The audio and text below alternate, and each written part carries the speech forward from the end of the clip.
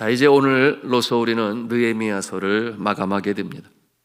이 성벽 재건을 성공에 잘 마친 이 느헤미야, 관직으로 있었던 이 페르시아의 수산성으로 돌아가게 됩니다. 아닥사스다 왕의 재가를 받아서 유대의 총독으로 임명을 받아 12년 동안 이 행정 관리로서 섬겼습니다. 그리고 성벽 재건을 마쳤고, 그리고 하나님 기뻐하시는 모습으로 살게 교훈하고 권면하여 정말 유다 사회가 새로워졌습니다. 그가 유다를 떠날 때, 예루살렘을 떠날 때 그런 생각을 가졌을지 모르겠어요. 이제는 평안 가운데, 안정 가운데 주를 기쁘시게 하며 복된 모습으로 살아가겠지, 그런 생각을 하고 떠났을 것이에요. 그런데 정작 들려오는 소식은 그러지 아니했습니다.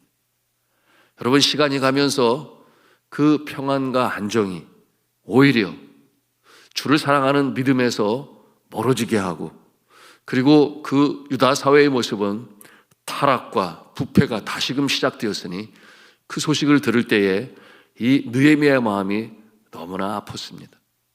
그러고 보면 이 평안과 안정이 꼭 우리의 믿음을 성장시키고 지켜가게 하느냐? 꼭 그렇지만은 않다는 것을 또 이와 같은 모습을 통해서 우리가 대합니다. 여러분, 그처럼 그 소식을 들을 때 고뇌에 차 있던 이 느헤미야는 다시금 예루살렘으로 돌아갑니다. 여러분, 오죽하면 그러겠어요? 여러분, 그러므로 그 거리가 멀어요. 1,000km나 되는 그 먼 거리를 마다하지 아니하고 다시금 예루살렘으로 돌아가는 이 느헤미야, 귀국하자마자 학자이며 제사장인 이 에스라와 더불어 다시금 새롭게 하는, 그러므로 그들이 다시금 주님 원하시는 모습으로 살게 하는 일에 책망을 하고 권면을 하고 바로잡는 이 일을 이루는데요, 이와 같은 모습을 느헤미야의 개혁운동, 그렇게 우리는 일컫고 있습니다. 느헤미야가 개혁을 다시금 시작합니다. 여러분, 이 말씀에 비추어 오늘날 이 시대를 살아가는 우리 자신의 모습은 어떠한지 함께 비춰보게 되면 우리의 연약한 모습, 부족한 모습도 보일 거예요. 이 말씀의 이 가르침을 통해 다시금 새로워지는 우리의 모습이기를 간절히 바랍니다. 그 모습은 첫째로 거룩히 지켜야 할 안식일을 제대로 지키지 아니한 거예요. 느헤미야와 더불어 성벽을 재건하고 주를 기쁘시게 하기 위하여 이처럼 믿음 가운데 견고히 서는 일 중에 무엇보다도 으뜸이 하나님께서 제정하신 안식일을 제대로 지키는 것이었습니다. 그러므로 느헤미야는 권면하였고 이스라엘 백성들은 안식일을 기억하여 성일로 지키게 되었지요. 그런데 시간이 갈수록 여러분, 그들의 마음이 해이해져 안식일을 범하는 일이 흔해졌습니다. 여러분, 이와 같은 내용이 이제 15절부터 17절까지 단면적인 모습을 볼 수 있는데 15절, 16절, 17절 같이 읽겠습니다. 시작. 그때에 내가 본즉 유다에서 어떤 사람이 안식일에 술틀을 밟고 곡식단을 나귀에 실어 운반하며 포도주와 포도와 무화과의 여러 가지 짐을 지고 안식일에 예루살렘에 들어와서 음식물을 팔기로, 그날에 내가 경계하였고 또 두로 사람이 예루살렘에 살며 물고기와 각양 물건을 가져다가 안식일에 예루살렘에서도 유다 자손에게 팔기로, 내가 유다의 모든 귀인들을 꾸짖어 그들에게 이르기를 너희가 어찌 이 악을 행하여 안식일을 범하느냐. 자, 이 안식일을 범한 모습이 크게 두 가지 모습으로 우리가 살펴볼 수 있어요. 그 첫째는 그날에도 생계를 위하여 일하는 것이요, 둘째는 장사하여 이윤을 취하는 모습입니다. 안식일에 술틀을 밟고 짐을 나르는 사람들이 있었는가 하면 이 포도와 무화과 열매 또는 물건을 가지고 예루살렘에 와서 팔며 이윤을 남겼어요. 자, 이와 같은 모습을 느헤미야는 꾸짖습니다. 그렇게 하면 안 된다, 강조합니다. 자, 이와 같은 모습을 보면서 그렇다면 오늘 신약 시대를 살아가는 우리는 어떻게 안식일을 지켜야 할 것인가 우리가 생각해 보지 않을 수가 없습니다. 여러분이 안식일의 모습이 신약 시대에 와서 예수 그리스도의 율법의 완성의 모습을 통하여 바뀌어지게 됩니다. 예수님께서 이 땅에 오신 후에 이 율법을 완성하신 예수 그리스도께서 이 안식일의 주인이 누구냐? 예수 그리스도. 안식일의 주인은 예수님이라고 말씀하시고, 그런가 하면 안식일이 왜 있는가? 하나님을 위한 것이라기보다는 사람을 위하여 있다, 이렇게 천명하시며 안식일에 하지 말아야 할 병자를 고치세요. 그래서 몸이 구부러진 여인의 병을 고치고 또한 수종병에 걸린 자를 고칩니다. 이 일로 인하여 바리새파 사람들과 종교 지도자들이 난리가 났지요. 어찌 안식일을 범하느냐? 그것을 빌미로 삼아 죄인으로 만듭니다. 여러분, 이와 같은 모습을 통해서 이 안식일을 지키는 모습이 예수님에 의하여 이렇게 바뀌어져 갔다라는 것을 우리가 대합니다. 그런가 하면 안식일은 금요일 저녁으로부터 시작하여 토요일 저녁까지인데, 그런데 신약 시대에 와서 이 안식일이 주의 날로 바뀌게 되는데, 그때가 언제인가? 안식 후 첫날이라고 그랬어요. 안식일 후 다음 날, 그날이 언제인가? 곧 오늘 우리가 지키는 주일인 것이에요. 그럼 왜 그렇게 바뀌었는가? 여러분, 예수 그리스도께서 안식 후 첫날 사망에 쏘는 것을 이기시고 부활하셨습니다. 그러므로 안식 후 첫날에 이 향유를 준비한 여인들이 무덤에 찾아갔을 때 빈 무덤을 발견하게 되었어요. 그러므로 이 인류 역사 속에 참으로 의미 있고 가장 기쁜 날, 하나님과 인류 사이에, 인간 사이에 죄한 이 죄를 해결하신 예수 그리스도, 이 죄의 결과는 사망이라고 했고, 사망에 쏘는 것을 예수 그리스도께서는 부활로 이기셨으니 그날을 가장 기쁜 날로 여겨 Lord's Day, 주님의 날, 주일로 우리가 그날을 지켜 행하는 것입니다. 그러므로 그 날도 바뀌게 되었습니다.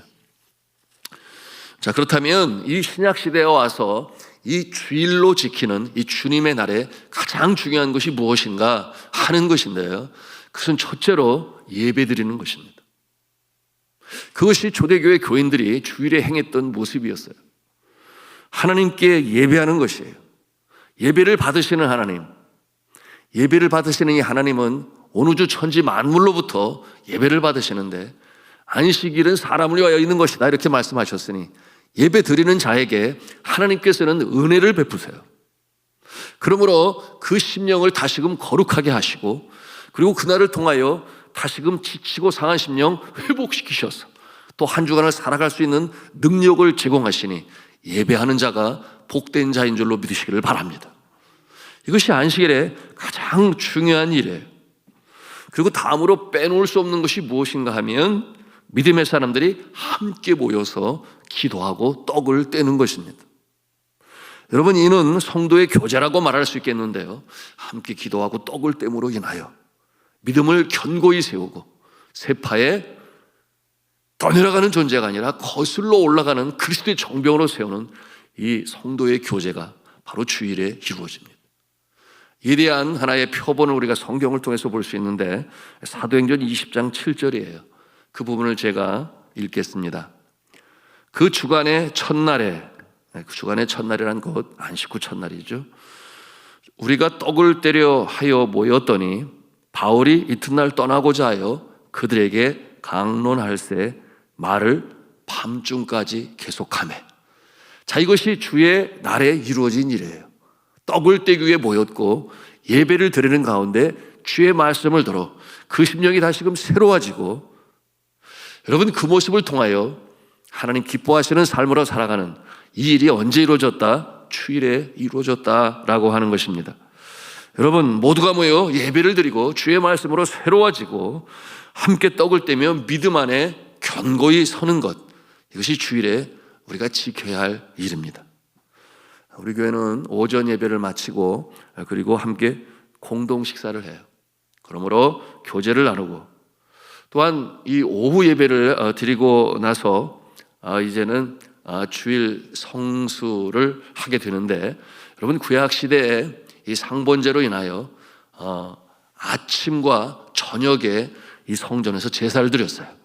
그러므로 아침과 저녁 두 번을 전통으로 여겨 오늘날에도 주일 오전과 오후 예배를 드림으로 말미암아 하나님께 드려야 할 예배를 드린다. 이것이 오늘날 이 개혁교회의 모습이에요. 그래서 오후 예배를 드리고, 그리고 나서 이제 이 가족 간의 교제이든지 또는 성도 간의 교제이든지 저녁 식사를 할 수 있는데, 이때는 매식을 해도 되는 것으로 허용하고 있습니다. 그 목적이 무엇이에요? 성도 간의 믿음을 견고히 세우는 교제다, 이렇게 생각하시면 되겠습니다. 자, 그런가 하면 세 번째로 중요한 것이 있는데, 이 주의 일을 하는 것이에요. 주의 일. 여러분, 예수 그리스도께서 이 안식일에 이 병든 자를 고치신 것처럼, 여러분 주일에 우리는 잃어버린 한 영혼을 주님 앞에 인도하기 위하여, 그런가 하면 믿음에서 떨어진 연약한 자를 위하여 우리가 전도할 수 있습니다. 그리고 구제 활동을 할 수 있어요. 그 모든 행위는 그 심령이 영혼이 구원을 받고 믿음으로 견고히 서는 일에 우리가 행하는 일을 언제 한다? 우리가 주일에 할 수 있다라고 하는 것입니다. 자, 이 모습이 오늘 주일을 성수하는 모습이라 할 수 있겠어요. 여러분, 이와 같은 모습을 지키심으로 복된 삶이요, 하나님이 예비하신 이 하늘의 은혜로 살아가시는 여러분 되시기를 주님의 이름으로 축복합니다. 자, 두 번째로 이 느헤미야의 개혁의 모습을 보니 그것은 자폰을 금하게 하였습니다. 우리 27절 말씀을 같이 읽겠습니다. 시작. 너희가 이방 여인을 아내로 맞아 이 모든 큰 악을 행하여 우리 하나님께 범죄하는 것을 우리가 어찌 용납하겠느냐. 여러분, 왜 이처럼 이방 여인과 결혼하는 것을 금하게 하였을까요? 또한 자신의 딸이 이방인과 결혼하는 것을 금하였을까요? 여러분, 그것은 바로 섬기는 신이 달랐기 때문이에요. 영적으로 하나가 될 수 없기 때문에 이와 같은 모습을 금하였습니다. 여러분, 오늘날에는 그렇다면 이 신약 시대에 우리는 이 모습을 어떻게 적용할 수 있을까요? 여러분, 믿음의 자녀들끼리 결혼하도록 해야 합니다. 어릴 적부터 강조하고 가르쳐야 돼요. 그것이 부모의 의무예요. 혹자는 생각하기를 일단 결혼을 하고 그 다음에 믿으면 되지, 뭐 이렇게 쉽게 생각하는 분이 있는데요, 여러분, 경험해 보신 분은 알지만 결코 만만치 않습니다. 일이 그렇게 쉽게 내 마음대로 되는 것이 아니에요.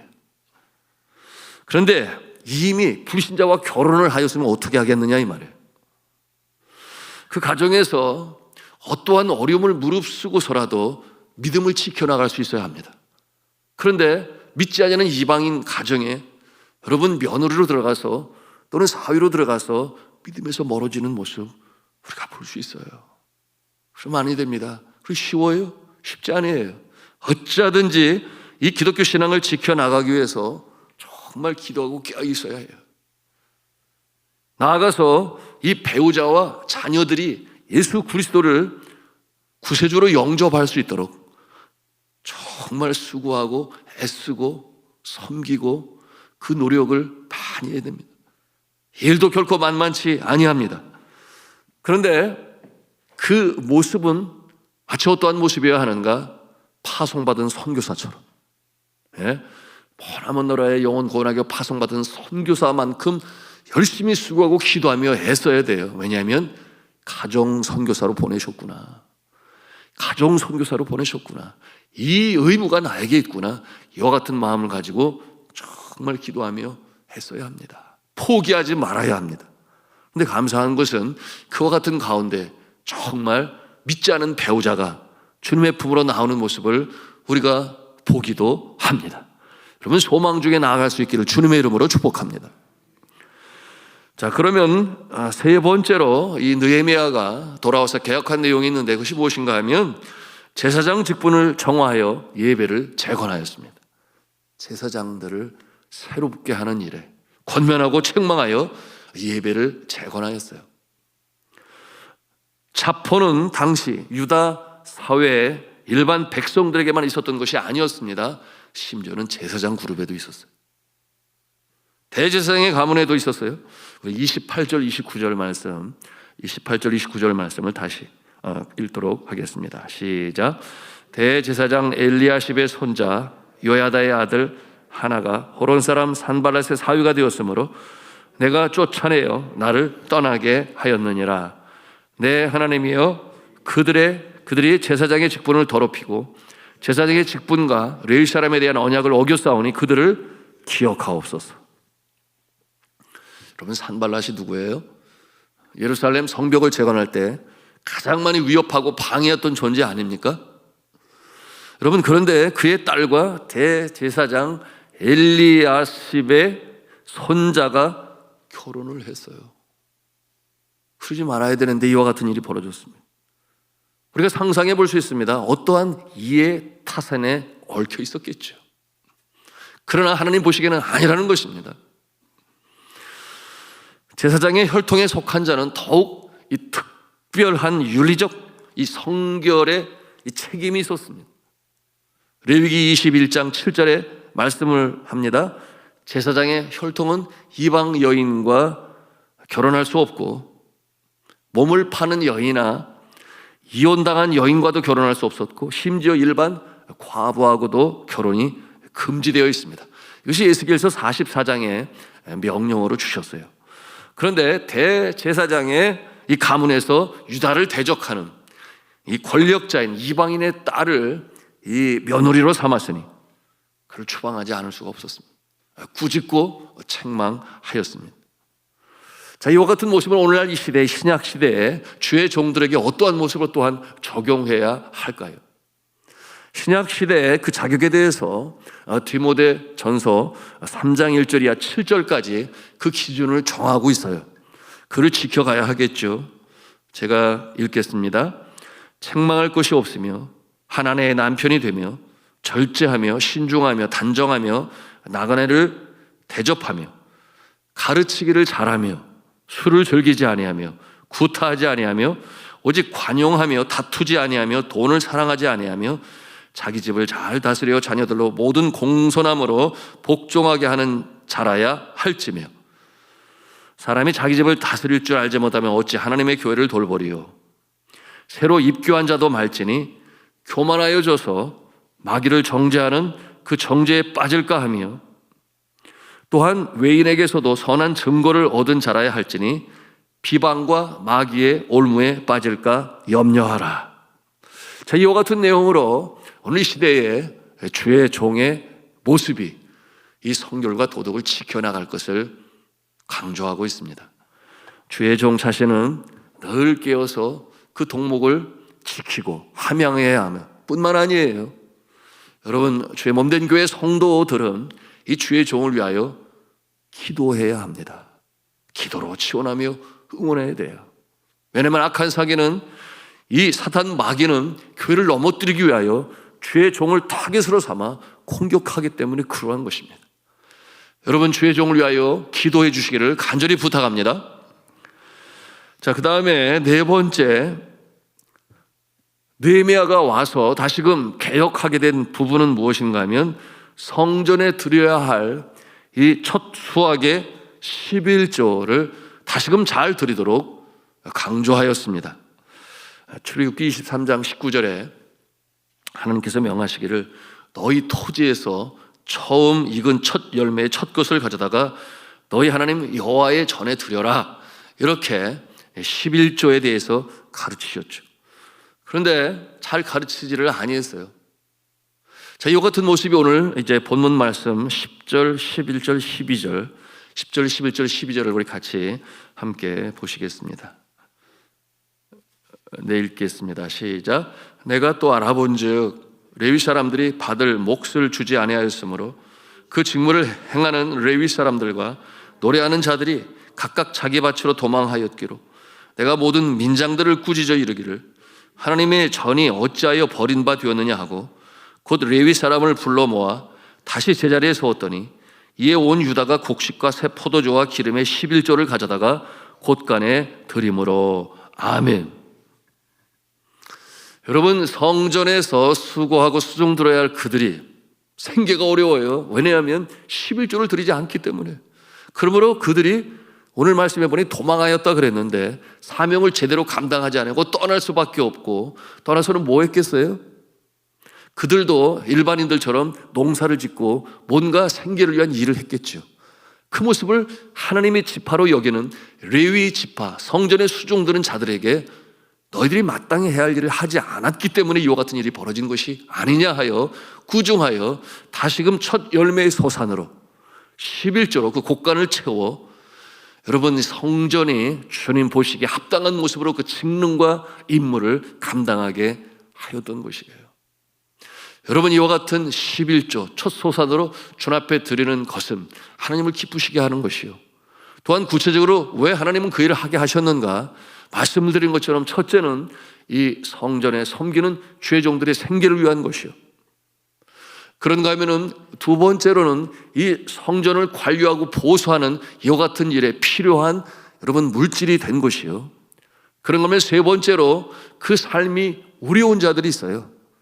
바로 고아와 과부와 또한 나그네들로서 어려운 그들을 구제하기 위함이요, 그리고 마지막으로는 이 성전에서 명절에 큰 행사를 벌일 때 남녀노소 할 것 없이 가진 자나 못 가진 자나 다 같이 모여서 함께 먹으며 교제를 하고 떡을 떼고 마실 때에 바로 이 드려진 11조를 가지고 그 큰 행사를 이룰 수가 있었던 것입니다.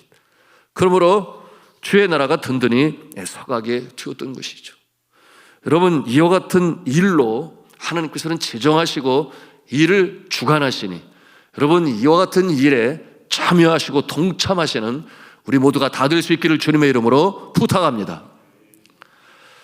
자, 주 안에 사랑하는 성도 여러분, 이처럼 우리가 마땅히 해야 할 바를 행할 때, 특별히 드려야 할 것을 드릴 때 여러분 하나님께서는 약속하셨어요. 하늘문을 열고 너희에게 복을 쌓을 곳이 없도록 붙지 아니하나 보라. 이런 말라기를 통하여 말라기서 3장 10절에 그렇게 약속하고 계신데 여러분이 축복의 약속을 체험하시기를 주님의 이름으로 축원합니다. 자, 이제 말씀을 맺습니다. 이와 같은 느헤미야의 이 개혁운동을 통하여 유다는 점차로 이제 신앙이 회복되게 되었고, 그리고 주님 기뻐하시는 모습으로 살아가게 되었으니 여러분 이 일로 인하여 느헤미야는 끝까지 사명을 이루었고, 그리고 유다 사회는 다시금 주님 기뻐하시는 모습으로 회복될 수가 있었습니다. 우리도 우리 자신을 돌이켜 보아서 오늘의 말씀에 비춰보아 여전히 부족한 모습이 있다면 주님 앞에 충성으로 행하고 또한 섬김으로 말미암아 하나님 기뻐하시는 천국 백성이요 복된 인생으로 살아가시기를 주 예수 그리스도의 이름으로 축원합니다.